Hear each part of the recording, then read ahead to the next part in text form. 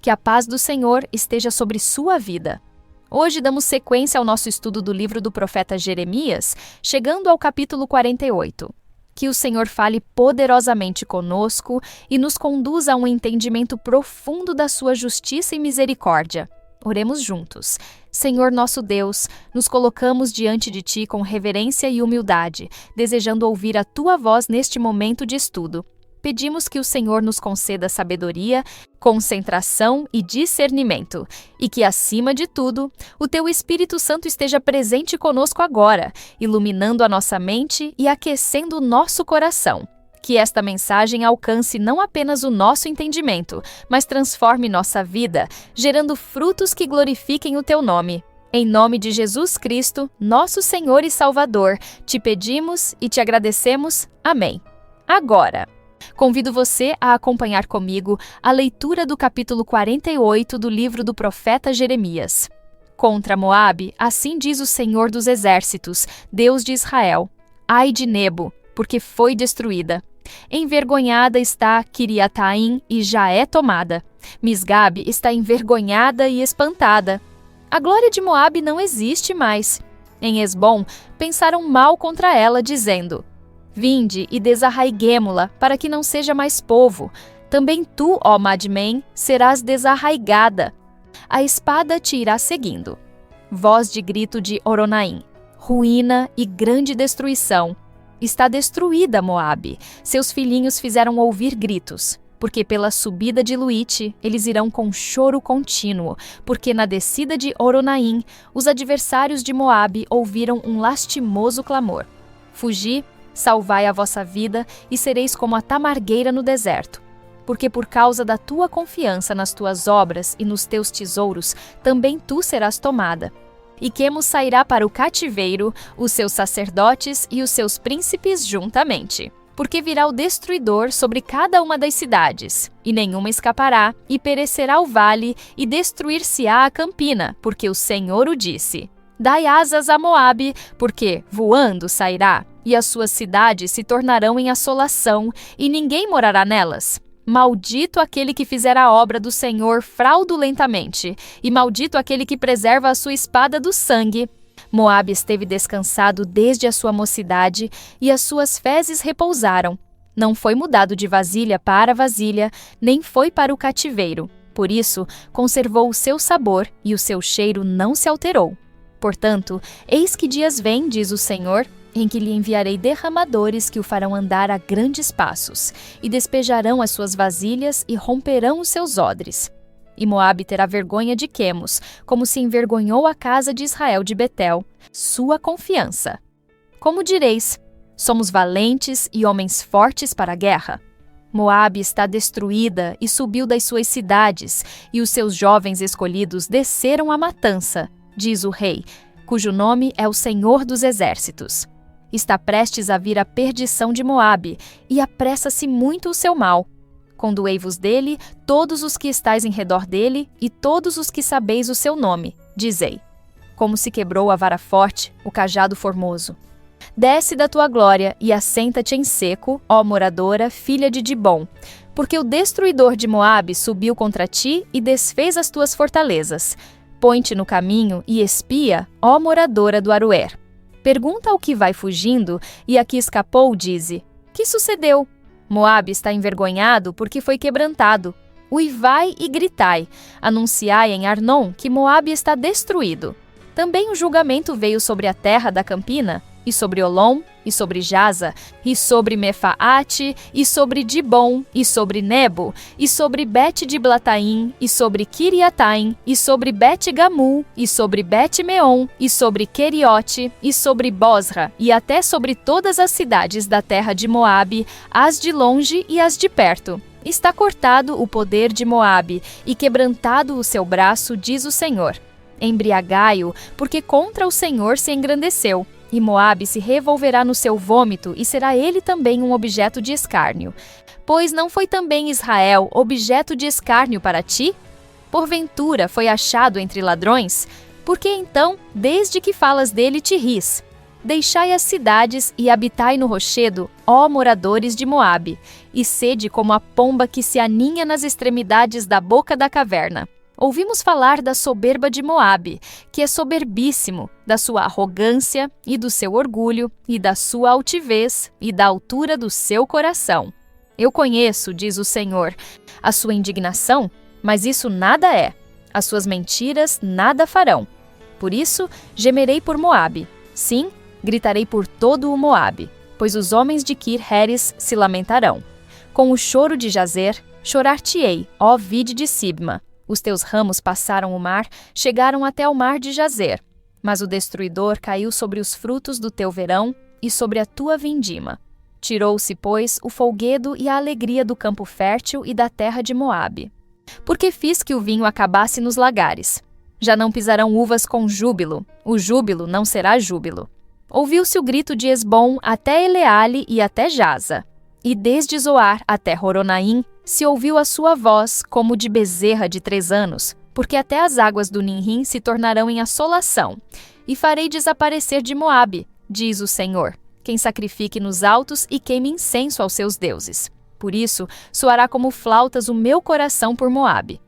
E como flautas soará o meu coração pelos homens de Kir-Heres, porquanto a abundância que ajuntou se perdeu. Porque toda a cabeça ficará calva, e toda a barba diminuída, sobre todas as mãos haverá incisões, e sobre os lombos, panos de saco. Sobre todos os telhados de Moabe e nas suas ruas haverá um pranto geral. Porque quebrei a Moabe como a um vaso que não agrada, diz o Senhor. Como está quebrantado, como uivam. Como virou Moabe as costas e se envergonhou. Assim será Moabe objeto de escárnio e de espanto para todos os que estão em redor dele. Porque assim diz o Senhor: eis que voará como a águia e estenderá as asas sobre Moabe. São tomadas as cidades e ocupadas as fortalezas, e será o coração dos valentes de Moabe, naquele dia, como o coração da mulher em suas dores. E Moabe será destruído para que não seja povo, porque se engrandeceu contra o Senhor. Temor e cova e laço vem sobre ti, ó morador de Moabe, diz o Senhor. O que fugir do temor cairá na cova, e o que sair da cova ficará preso no laço, porque trarei sobre ele, sobre Moabe, o ano da sua visitação, diz o Senhor. Os que fugiam ficaram sem força e pararam à sombra de Esbom, mas fogo saiu de Esbom, e a labareda do meio de Seom, e devorou o canto de Moabe e o poder dos turbulentos. Ai de ti, Moabe! Pereceu o povo de Quemos, porque teus filhos ficaram cativos, e tuas filhas em cativeiro. Mas farei voltar os cativos de Moabe no último dos dias, diz o Senhor. Até aqui, o juízo de Moabe. O capítulo 48 do livro do profeta Jeremias inicia com uma solene profecia contra Moabe, uma nação vizinha de Israel que, embora tivesse laços antigos e complexos com o povo de Deus, era marcada por sua arrogância, idolatria e autossuficiência. O texto se desdobra com uma série de declarações firmes e detalhadas sobre o juízo iminente que o Senhor traria sobre as cidades moabitas. Já nos primeiros versículos, vemos nomes de localidades como Nebo e Quiriataim sendo mencionados como alvos da devastação. Isso nos mostra que o julgamento de Deus é preciso e direcionado, alcançando cada lugar conforme suas justas determinações. Ao tratar do juízo contra Moabe, Jeremias denuncia o orgulho que tomou conta daquele povo. O orgulho espiritual e político é um dos temas centrais deste capítulo. Moabe se vangloriava de sua força, de sua posição geográfica, de suas riquezas e de sua religião. No entanto, todos esses pilares desmoronam quando confrontados com a mão do Deus Todo-Poderoso. Este alerta é profundamente relevante para todos os tempos. Quando alguém coloca sua confiança em qualquer coisa fora do Senhor, está construindo sobre areia. O orgulho leva à queda, e a altivez do coração precede a ruína, como ensinam as Escrituras. A menção ao elogio de Moabe, que desapareceu, evidencia que Deus não está apenas tratando de questões geográficas ou militares, mas também de reputação, honra e glória humana. Aquilo que era motivo de exaltação entre os homens agora é trazido ao pó. Esse ensino deve levar cada um de nós a refletir sobre onde está fundamentada a nossa identidade. Somos conhecidos por aquilo que Deus vê em nós ou pelo que os outros pensam de nós? O Senhor pesa os corações, e nenhuma glória humana permanece de pé diante dele se estiver enraizada no orgulho e na vaidade. Neste início de capítulo, também percebemos que o juízo é anunciado com tristeza e não com prazer. Jeremias, como profeta sensível à voz e ao coração de Deus, não celebra a destruição, mas lamenta o destino de Moabe. Isso reflete o caráter do próprio Senhor, que, embora justo em suas ações, não tem prazer na morte do ímpio. Seu desejo é que todos se arrependam, mas quando a dureza do coração prevalece, o juízo se torna inevitável. Essa tensão entre justiça e misericórdia é uma constante nas profecias, e aqui ela se revela de maneira pungente. À medida que o capítulo 48 avança, torna-se ainda mais evidente o motivo pelo qual o Senhor traz juízo sobre Moabe. A confiança em seus próprios feitos, o apego à idolatria e a arrogância de seu coração. O povo moabita havia se estabelecido com comodidade e segurança, sem considerar sua dependência de Deus. O texto diz que Moabe esteve descansado desde a sua mocidade e tem repousado sobre as suas borras. E não foi mudado de vaso para vaso, nem foi para o cativeiro, usando uma imagem do processo de produção de vinho para ilustrar um povo que nunca foi sacudido ou purificado. Essa metáfora nos ensina que a estabilidade que não gera arrependimento pode se tornar uma armadilha, uma vida sem provações, mas também sem humildade. Muitas vezes, desemboca em afastamento de Deus. Esse trecho nos confronta com a importância do quebrantamento. A figura do vinho que repousa sobre as borras e se torna insípido representa um povo que não foi refinado nem purificado. Deus, como o oleiro que molda e também como o vinicultor que refina, às vezes permite o cativeiro, a adversidade e o desconforto para que o seu povo seja transformado, desperto e purificado.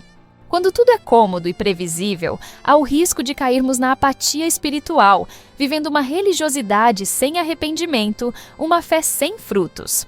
Moabe havia se acomodado em sua prosperidade e não percebeu que sua autossuficiência o afastava do Deus verdadeiro.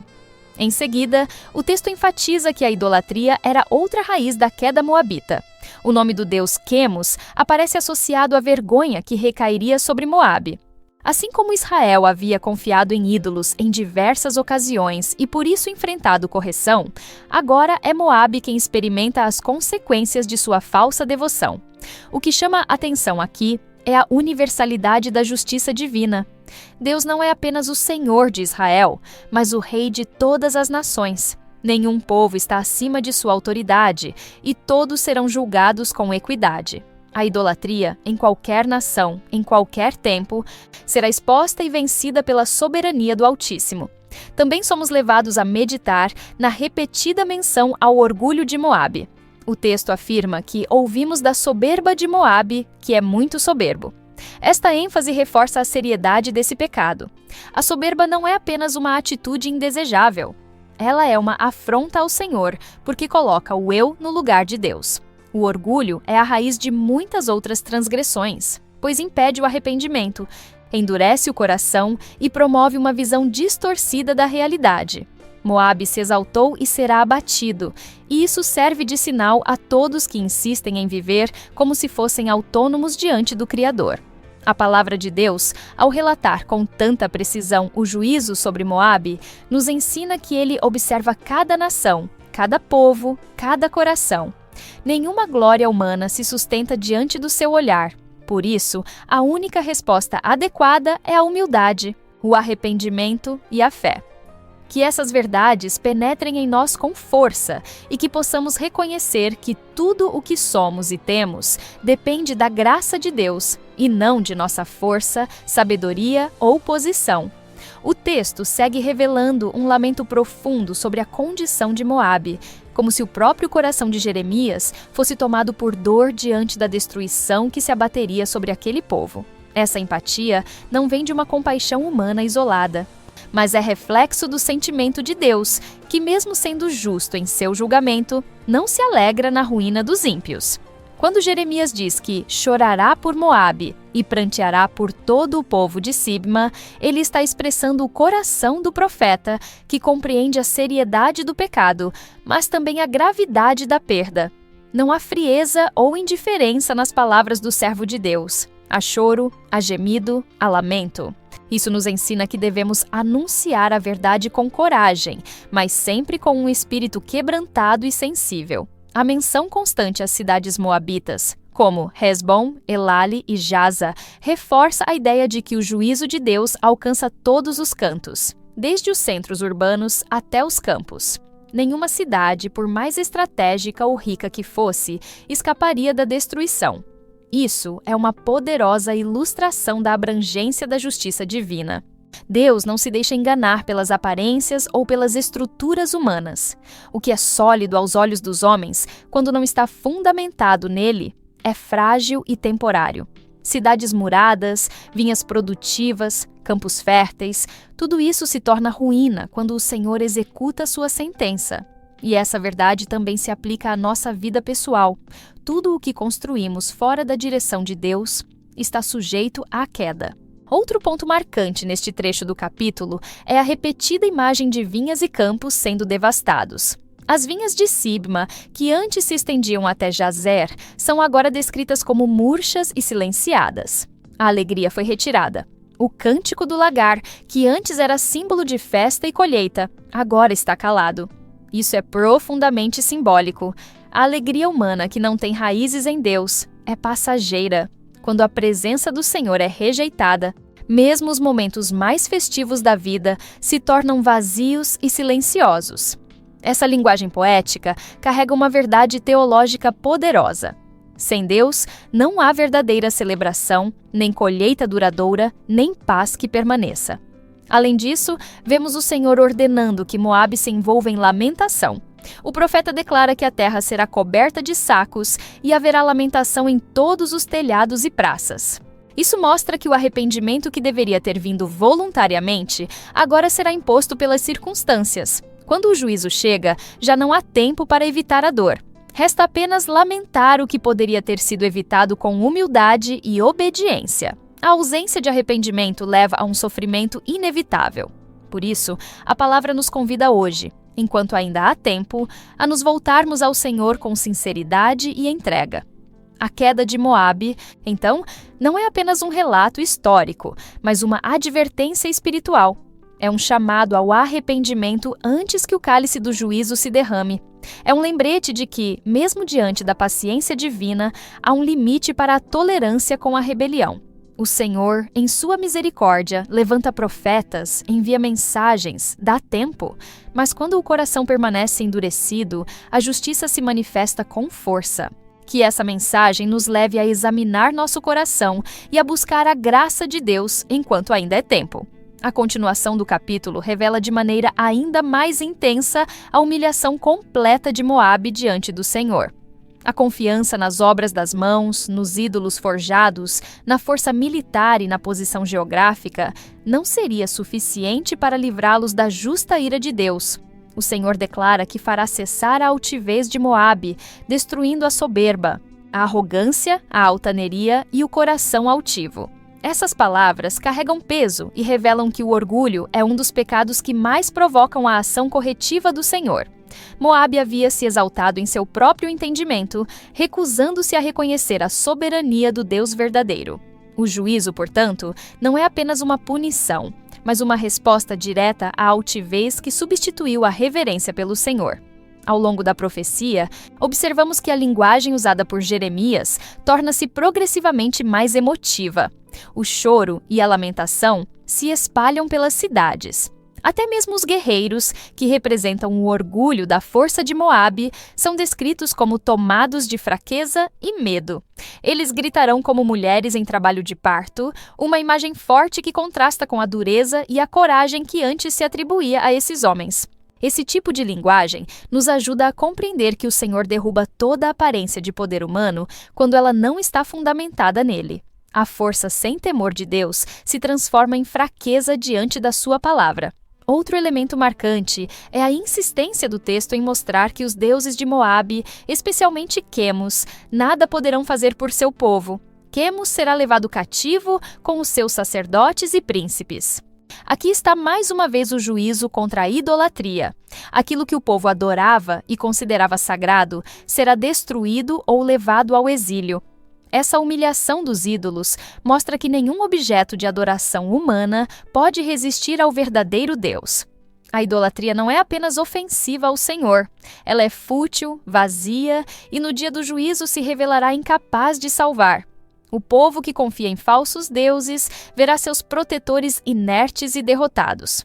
O Senhor também fala, de forma direta com Moabe, dizendo: embriagai-vos, porque vos engrandecestes contra o Senhor. Essa afirmação é uma das mais fortes de todo o capítulo, pois mostra que o pecado de Moabe não era apenas social ou moral, mas essencialmente espiritual. Eles se levantaram contra o próprio Deus. Esse orgulho espiritual é a raiz de sua queda. Não foi apenas um erro político ou uma fraqueza econômica, mas uma postura interior de resistência à vontade do Senhor. O embriagar-se aqui é simbólico do descontrole e da queda que virão como consequência dessa postura rebelde. Mesmo diante de todas essas declarações de juízo, o capítulo caminha para um encerramento com um fio de esperança. O último versículo declara que, nos últimos dias, farei voltar os cativos de Moabe, diz o Senhor. Esse detalhe não deve ser ignorado. Ele revela que, embora o Senhor discipline com rigor, ele também oferece restauração àqueles que se voltam para ele. O juízo não é o fim da história, a misericórdia continua disponível. Esse padrão se repete em toda essa escritura. O pecado gera juízo, mas a misericórdia de Deus aponta para a possibilidade de redenção. O encerramento do capítulo 48 oferece uma perspectiva que transcende o julgamento iminente. Mesmo após toda a correção aplicada sobre Moabe, há uma palavra de restauração. O Senhor, em sua fidelidade e soberania, declara que nos últimos dias trará de volta os cativos de Moabe. Essa promessa de restauração, apesar de vir após uma série de severas advertências e sentenças, revela o caráter compassivo de Deus. Não é um retorno automático ou sem arrependimento, mas sim uma oportunidade oferecida ao povo moabita para que, mesmo depois da disciplina, possam experimentar a graça redentora do Altíssimo. Essa estrutura, juízo seguido de possibilidade de restauração, é um traço recorrente na atuação de Deus ao longo da história bíblica. A inclusão dessa promessa nos leva a refletir sobre a natureza da esperança nas Escrituras. A esperança bíblica não é um otimismo vazio, nem uma expectativa infundada. Ela está ancorada na fidelidade do Senhor, que mesmo ao disciplinar, mantém aberta a porta do retorno. Essa promessa de restauração final não invalida a seriedade do juízo, mas mostra que o objetivo do Senhor nunca é a destruição total, e sim a correção que leva ao arrependimento. Mesmo com todas as falhas de Moabe, idolatria, soberba, confiança em si mesmo, Deus ainda reserva uma palavra de misericórdia, apontando para um tempo em que os cativos poderão voltar e reconstruir sua relação com o Senhor. Esse encerramento também nos faz enxergar como o Senhor trata com os povos além de Israel. Deus não é Deus apenas de uma nação, mas de todas. Seu governo é universal e sua justiça se estende a cada povo.